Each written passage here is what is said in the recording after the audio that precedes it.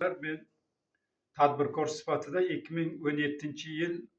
avgust oyida Agrobiyoxim servis biolaboratoriya MChJ tashkilotini ochib, qishloq xo'jaligi yo'nalishi bo'yicha ish boshladim. Faoliyatim davomida aynan o'zim ishongan banker bo'lib ishlagan sobiq hisobchim Hamrayev Otabek Agrobank ATB filialini rahbarlari bilan muqaddam Hamrayev Otabek o'zi banker bo'lib ishlagan, bank bilan o'zaro kelishib, korxonani ko'p miqdordagi moddiy boyliklarini, aynan pul mablag'larini, texnikalarini, joy imoratlarini o'zlashtirish maqsadida rejalashtirib, bank bilan maxsus sxemalar tashkil qilib, imzo namunalarimizni bankdan olib tashlab, bankka o'zini qilgan soxta hujjatlarini kirim qilib, bank bilan o'zaro kelishib 3 milliard kredit oformit qildim deb, meni xabarim bo'lmagan holatda pul mablag'larini aynan o'sha sxemasi bo'yicha 1 milliard 329 million pul mablag'larini bankning mijozi hisoblangan bank mijozlari fermer xo'jaliklarini qoplanmagan kreditlarini qoplash uchun yo'naltirib yuborgan. Vaholanki Hamrayev Otabek bank rahbarlari bilan o'zaro jinoiy til biriktiribgina qolmayin, u lizing tashkilotlari, qolgan tashkilotlar bilan ham o'zaro til biriktirib, bu jinoyatni mukammal, puxta rejalashtirgan holatda harakat qilgan. Mana shu faoliyatim davomida korxonaga yetkazilgan zararlar sudning 2023-yil 16-maydagi hukmiga ko'ra to'liq to'landi deb ko'rsatilgan bo'lishiga qaramasdan, birorta depozit hisob raqamlarida aynan tergov, sud, prokuratura yoki sud boshqaruvchilarini maxsus hisob raqamlariga tushirilmagan. Bu o'z tasdig'ini hozirgacha topmay kelyapti. Ammo sud hukmida yetkazilgan zararlarni qoplash maqsadida to'g'ridan to'g'ri fuqarolik sudlariga qonuniy hujjatlar bilan murojaat qilsang bo'ladi deb ko'rsatma beribgina qolmasdan, 95 million bitta epizoddagi tashkilotni pul mablag'lari hisobiga Hamrayev Otabek o'zlashtirib o'zining nomiga olgan texnikani misol keltiradigan bo'lsak, dastlabki sud hukmida menga yetkazilgan zarar aynan 95 million 700 ming so'm shu avtomashinani hisobidan qoplansin deb hukm chiqargan. Lekin dastlabki paytda jinoyatchilar tergov davomida u garov sifatida qo'ygan pul mablag'lari yetarli bo'lishiga qaramasdan, o'sha paytdagi jinoyatga sudya, aynan prokuratura to'g'ri baho bermaganligi hisobiga hozirgi kungacha yetkazilgan zararlar qoplanmagan. Bundan tashqari soliq tekshiruvi davomida tuzgan dalolatnomasini sudya bilan prokuratura bilan o'zaro kelishib, sirtdan soxta hujjat tashkil qilib, meni korxonam nomidan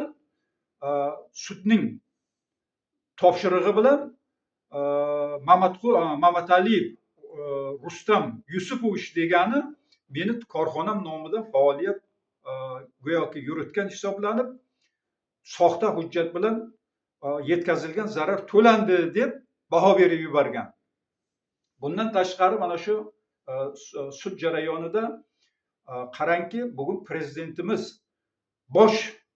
mamlakatimizda bosh siyosat darajasiga tadbirkorlik faoliyatini qo'yishiga qaramasdan, sud o'z hukmida jinoyatchilarga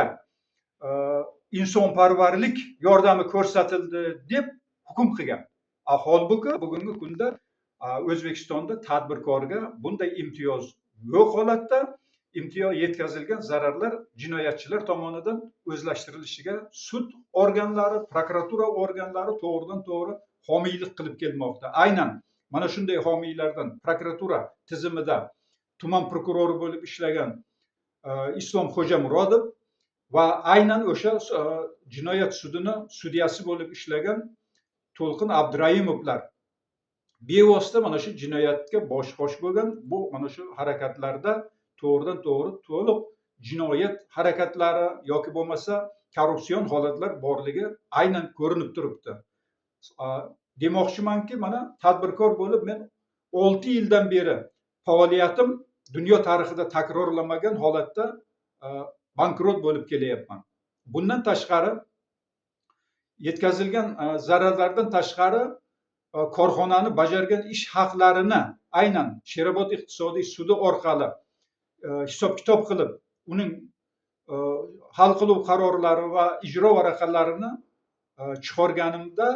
2 milliard 400 million so'm pul mablag'larini o'z vaqtida Muzrabot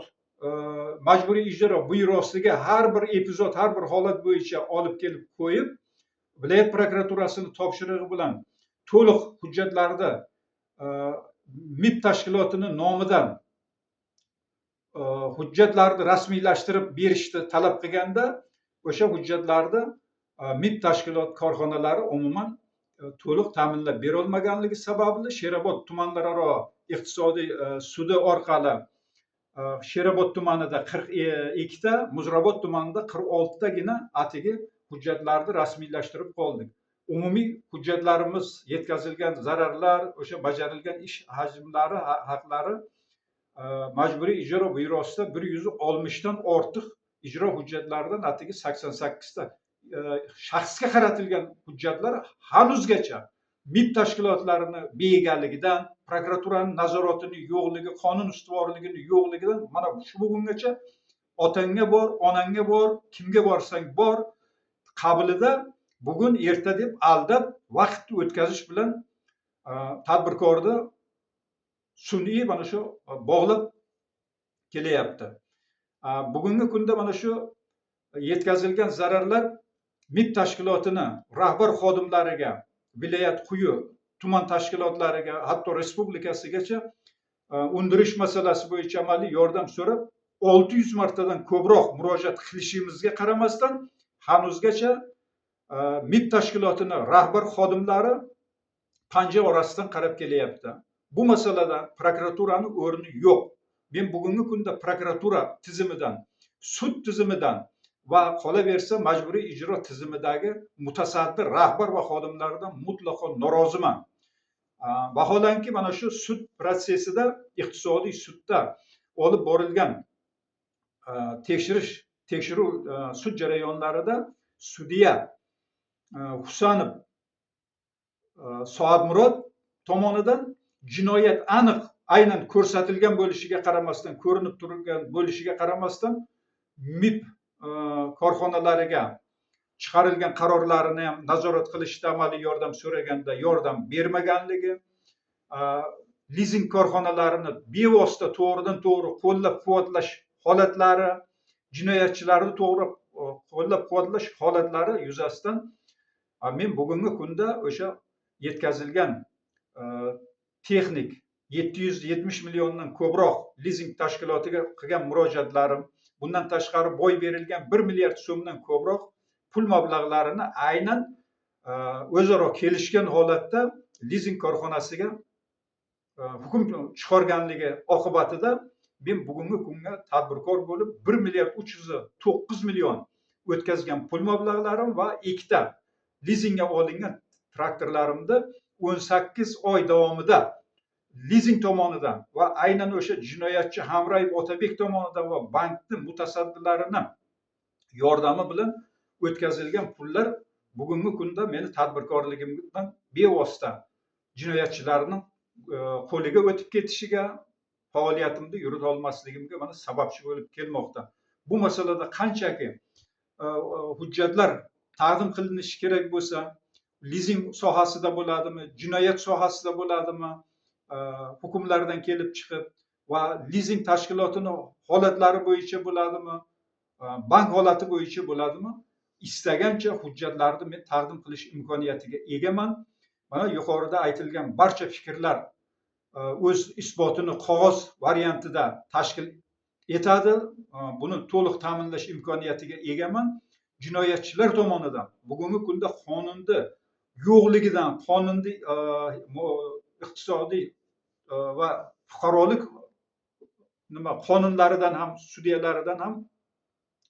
yetkazilgan zararlar to'lanmasligi oqibatida bankrotlik faoliyati haligacha davom etib kelyapti. Ana shu insonlarda, noyob insonlarda bugungi kunga qilmishi oqibatida 250 dan ortiq sud jarayonlarida qatnashdim. Bugungi kunda jinoyatchilar tomonidan aynan Hamrayev Otabek tomonidan 1,5 milliarddan ko'p o'zlashtirilgan pul mablag'lar va soliq xodimlari Mamatqulov, Mamataliyev, Rustam Yusupovichni o'zaro jinoyatchilarga yordami tufayli yana 1 milliarddan ko'proq pul mablag'lari o'sha dalolatnomaga kirmay qolganligi, shu ham senga yetadi deb qo'l tashlab qo'yganligi, bundan tashqari Agrobank tomonidan yetkazilgan 1 milliard 329 million pul mablag'lari hanuzgacha MIB tomonidan yetkazilgan ijrosi ta'minlanmagan hujjatlar ham bugungi kunda MCJni qarib 4 milliardga yaqin pul mablag'lari o'z isbotini topmasdan, qonun doirasida tashkilotga yetkazilgan zararlar qaytarilmasdan jinoyatchilar qo'llab-quvvatlanib kelinyapti. Yuqoridagilarni inobatga olib, bugungi kunda men O'zbekiston Respublikasini sud tizimidan prokuraturani nazoratini yo'qligi, qonun ustuvorligini yo'qligi, MIB tashkilotlarini panja orasidan qarab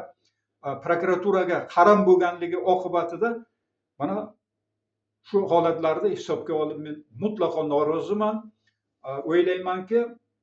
bugungi kunga qilingan barcha murojaatlarim hali prezidentgacha yetib bormagan. Bu masalalar orasida kimdir prezidentgacha bo'lgan holatlarni, mana 600 marta qilingan holatlarni to'xtatilishiga yoki bo'lmasa ish ko'rmaslikka bevosita bosh-qosh bo'lganligi uchun bugungi kunda prezidentimizning hozirgi siyosatini amalga oshmaganligidan, tadbirkorlardan qo'llab-quvvatlay olmaganligidan mutlaqo noroziman. Kelgusi